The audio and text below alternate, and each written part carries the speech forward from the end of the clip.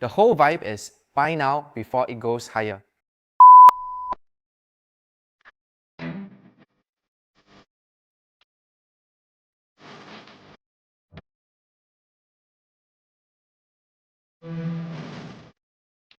Okay, if you're thinking about selling your HDB this year, or even just thinking about it, stick around.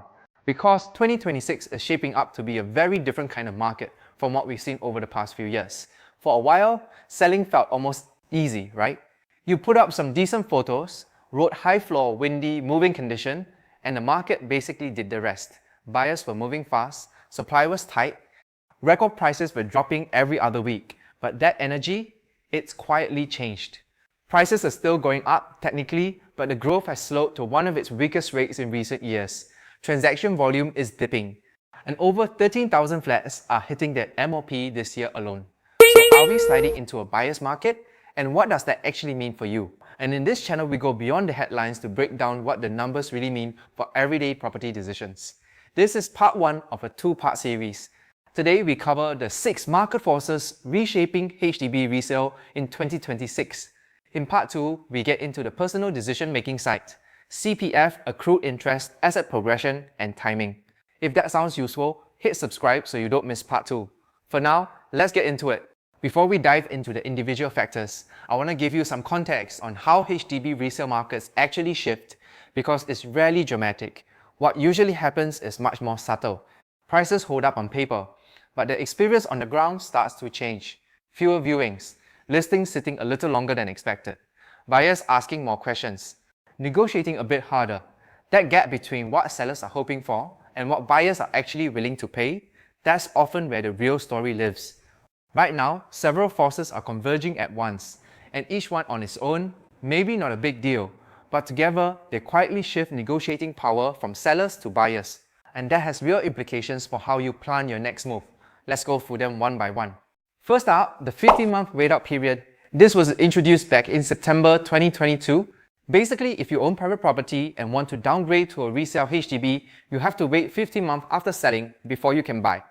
That removed a meaningful group of buyers from the market, private downgraders. These folks typically come with stronger cash positions and tend to bid more competitively, especially for bigger flats in mature estates. Now, there's ongoing chatter about whether this rule might eventually be relaxed. If it is, some of that demand could return. But here's the thing, returning demand doesn't automatically help all sellers equally.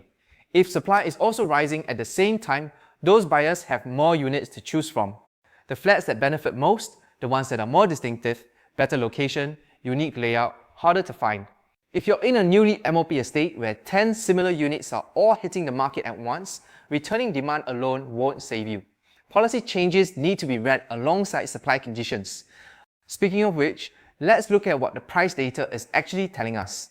This is probably the most misunderstood point right now, and it's easy to miss if you're only reading headlines. When prices rise quickly, sellers feel confident and buyers feel urgency. The whole vibe is buy now before it goes higher. Decisions get made fast, but when growth slows, the mood shifts. Buyers get more patient. They take their time, compare more units, and negotiate harder on price and timeline. Sellers who aren't tracking that shift can end up with a nasty expectations mismatch. The seller thinks, my flat should be worth X. The buyer's thinking, I've got 3 other options, I'm still comparing. That friction is already building in parts of the market. Even if prices are technically still up year on year, the actual selling experience on the ground can feel noticeably tougher, because the real question isn't just whether prices are higher, it's whether buyers are willing to meet your price and work within your timeline. Those are 2 very different things. Price is only one side of the story. The other side, the one people often overlook, is how many transactions are actually happening. When volume drops, the market gets less liquid. Fewer buyers and sellers are reaching agreement, and for sellers, the risk isn't always that your flat loses value on paper. The more immediate risk is you take longer to sell. Fewer viewings, harder negotiations, and when your sale is tied to your next purchase, which it almost always is, the timing pressure becomes very real, very fast. You're juggling the sale, the new purchase, the loan, renovation, maybe school registration.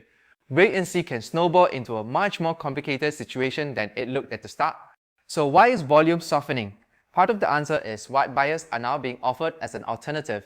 And that brings us to factor 4. Here's some important context. One big reason resale stayed so strong over the past few years was because BTO government subsidized new flats had really long waiting times and limited supply. So buyers who couldn't wait turned to resale. That's changed. HDB has ramped up BTO supply significantly, over 55,000 flats planned between 2025 and 2027, with around 19,600 launches in 2026 alone. When first-time buyers, the ones who are most price-sensitive, suddenly have more BTO options, some of them stop stretching to pay resale prices. And look, resale still has real advantages: faster move-in, better locations, bigger units, established amenities. Resale isn't going anywhere. But when buyers have more alternatives, urgency drops. And when urgency drops, sellers have less negotiating leverage. Simple supply and demand. This goes hand in hand with factor 4. Previously, a lot of buyers would look at BTO and think the savings are real, but I just can't wait that long. So they chose resale. As waiting times come down, that calculation changes. More buyers will find BTO genuinely viable. And even if only part of the buyer pool shifts, not the whole thing, it still matters. Because the resale market doesn't need demand to collapse to feel weaker. It just needs buyers to become a bit more selective and a little less time pressured. That shift alone changes the dynamic for sellers. This is probably the single most significant factor for sellers in 2026, and I really encourage you to pay close attention here. When a large wave of flats hits MOP at the same time, a huge volume of new resale supply enters the market simultaneously. And the challenge isn't just more supply in general, it's that so much of this supply is remarkably similar. Same estate, same age, same layout, similar condition, all hitting the market at the same time. If you're selling in one of these estates, you're not competing with the broad market, you're competing directly with your neighbours. Same block, adjacent blocks, similar floors, comparable renovations. Buyers will compare and they will absolutely use those comparisons as leverage. Many sellers assume a newly MOP flat is easy to sell. It might well be sellable, but easy is a lot harder to claim when a buyer has just viewed 5 similar units in the same cluster over one weekend and is using each one as a reference point to negotiate you down. The biggest risk in 2026 might not be weak overall demand. It might just be the volume of competing supply right around you. So when you put all 6 factors together, slowing price growth, falling volume, rising MOP supply, more BTO launches, shorter waiting times, evolving policy, the picture becomes a lot clearer. This is not a crash, it's a recalibration. And recalibrations tend to reward sellers who plan carefully and be pretty unkind to those who list based on hope rather than strategy. In part 2, we move from market context to personal decision making. We'll go through CPF accrued interest, honestly the number most sellers underestimate. We'll talk about asset progression, MOP timing, and I'll give you a practical framework for making your call. If part 1 was useful, hit like and subscribe and share this with someone who's weighing a property move this year. It could genuinely save them from making a call based on assumptions that no longer hold. See you in part 2.